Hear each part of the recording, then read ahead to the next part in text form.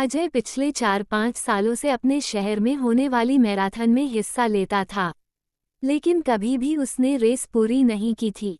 पर इस बार वह बहुत एक्साइटेड था क्योंकि पिछले कई महीनों से वह रोज सुबह उठकर दौड़ने की प्रैक्टिस कर रहा था और उसे पूरा भरोसा था कि वह इस साल की मैराथन रेस जरूर पूरी कर लेगा।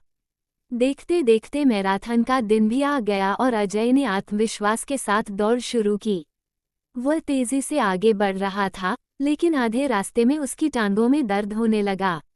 उसने हिम्मत नहीं हारी और अपने लक्ष्य को याद करते हुए धीरे धीरे दौड़ता रहा। थोड़ी ही देर में दर्द और बढ़ गया, लेकिन उसने रुकने के बजाय अपने कदम धीमे कर लिए और खुद से कहा, मुझे बस चलते रहना है, चाहे जैसे भी हो। अंततः तमाम संघर्षों के बावजूद अजय ने अपनी पहली मैराथन पूरी कर ली। वह थक चुका था, लेकिन उसकी आंखों में खुशी के आंसू थे। उसने ये समझ लिया था कि सफलता की कुंजी सिर्फ तेज दौड़ना नहीं, बल्कि कभी हार न मानना और लगातार आगे बढ़ते रहना है। अजय ने रेस पूरी कर ली थी, थकान से चूर होकर भी उसके चेहरे पर जो सुकून था, वैसा पहले कभी महसूस नहीं हुआ था। आंखों में आंसू थे, लेकिन वे हार के नहीं, जीत के थे। आज उसने न सिर्फ एक रेस पूरी की थी, बल्कि जिंदगी की बाकी रेसों के लिए भी खुद को तैयार कर लिया था।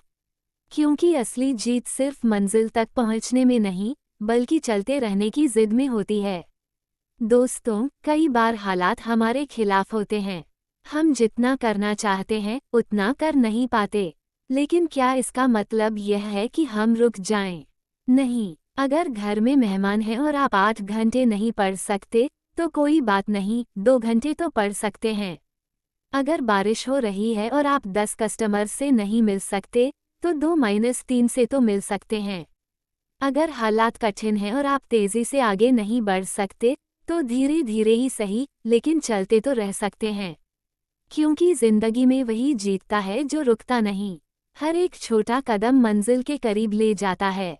हार मानने से बेहतर है कि हम थोड़ी ही सही, पर कोशिश जारी रखें। और जब आप ऐसा करेंगे, तो अजय की तरह आप भी अपने भीतर उस सच्ची खुशी और संतुष्टि को महसूस कर पाएंगे, जो सिर्फ चलते रहने की जिद से आती है। तो बस, चाहे कुछ भी हो जाए, रुकना मत, थमना मत, बस चलते रहना।